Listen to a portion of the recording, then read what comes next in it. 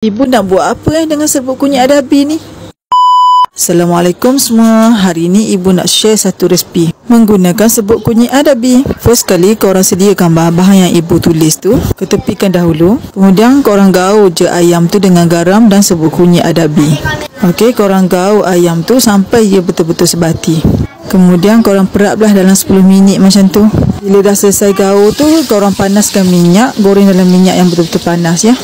Rata-ratakan sikit, lepas tu korang biarkan je tunggu sampai separuh garing. Kemudian korang balik-balikkanlah ayam tu.